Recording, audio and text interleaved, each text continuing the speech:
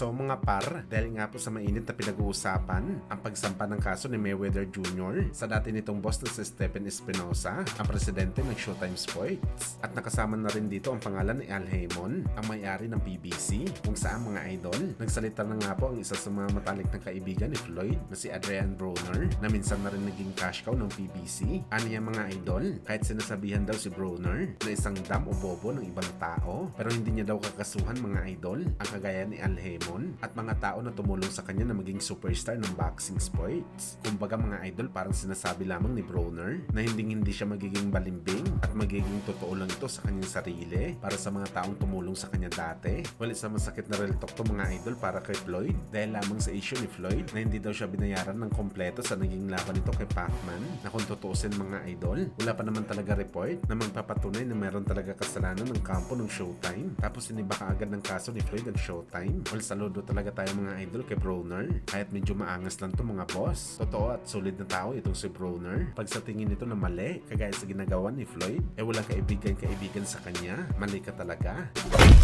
Samantala bukod nga po sa real talk na sinabi ni Broner, prangka naman po na sinabi ng legendary boxer na si Roy Jones Jr. na para sa kanyang sariling opinyon, mas mahusay pa daw ng fighter si Shakur Stevenson kumpara sa kanyang mentor na si Mayweather Jr. Hindi naman daw nito sa binabastos ang natala ni Floyd na record sa boxing sports. Pero kung skills daw ang pagbabasihan mga idol, pantay lang daw sila ni Shakur. Ang pinagkaiba lang daw talaga ng dalawang fighter, meron daw guts si Shakur na lumaban sa mga fighter na malalakas sa kalagitnaan mismo ng prime nila kagaya ni Teofimo Lopez Jr. Although isa pa lang daw nakalaban ni Shakur na prime na fighter, pero pinatunayan daw nito mga idol na kahit sino lalabanan niya. Sa panahon daw kasi ni Floyd, hindi niya ito ginawa. Ang inaasam daw ng lahat ng mga boxing fans at mga experts na labanan ni Floyd ang prime ng Manny Pacquiao, hindi niya ginawa. Hinintay pa daw nito na manakaut si Pacman kay Marquez bago daw ito pinalaga ni Floyd sa bakbakan.